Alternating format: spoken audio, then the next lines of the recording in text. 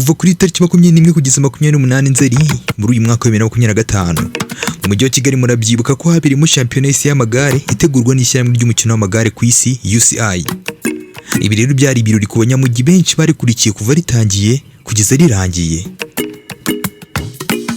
Rero ngo kubagwa no kuvugira izina rire ry'irushanwa Abimaye Gentille kuryita UCI byari bihagije, ubundi bakomeza kuryoherwa n'uyu mukino ngo wari wahindutse ibirori mu mihanda ikeye ya Kigali.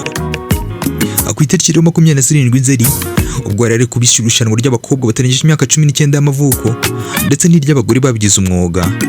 Uwo munsi Abimaye yari akuriwe yagiye kurikurikirana ryasubizwa ku Kimihurura kuri Kigali Convention Center. Ngo byagize mu masaha 7 y'amanywa igize gifata Abimaye yoherezwa imbangukiragutabara bwangu imujyana mu bitaro bya Kacyiru kugira ngo yitabweho n'abaganga.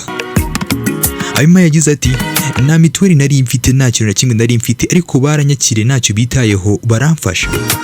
Ndashima cyane, barambyaje mbyara umwana w'umukobwa, namubyaye nka saa 5 z'ijoro, nta mwenda nari mfite ariko nahise nyibona ko kanya. Ati nta biryo nari mfite, nta gikoma, ariko banyitayeho, bakoze igishoboka cyose banyitaho. Isiganwa rero ryari ribereye bwa mbere mu Rwanda, by'umwihariko muri Afurika, ryashimisha abanyarwanda benshi barikurikiye. Akura Abimaye rero byaragahebuze kuko n'umwe mu batangabuhamya biboneye uburyo abakinnyi barisorezaga kuri Kigali Convention Center. Akwigisha cyafashe Abimaye rero mu gihe yafanaga igare akabyara umwana mu ijoro ry'umunsi cyamufatiyeho, yafashe icyemezo cyo kwita umwana we UCI NOELLA nk'urwibutso rutazibagirana kuri iri siganwa ryabereye i Kigali. Ati impamvu namwise UCI nuko nafanye umukinnyi w'amagare wa nyuma aje nzamura amaboko nk'uko abandi bari kuyazamura, manutse kongera kuyazamura birananira neza. Naje ku bitaro mbyara saa 6 zitaragera ngo hazemo indi tariki, rero ibi bizajya binyibutsa ko irushanwa ry'amagare ku isi ari ry'umwana wanjye yavutseho.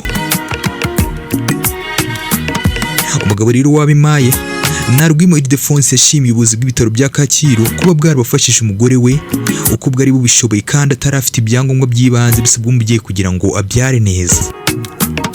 Ati byose tubikesha ubuyobozi bwa nyakubahwa Perezida wa Repubulika, ati kuko butabayeho ntabwo serivisi nziza zaboneka.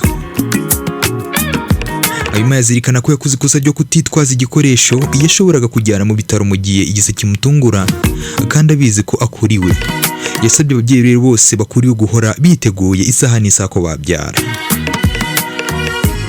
Anje umva kuri micronic imwe bisanzwe anytime is now, bikugeza amakuru biri kugenda bizenguruka kuri iyi mihanda social media ndetse n'ibitangaza amakuru bigiye bitandukanye.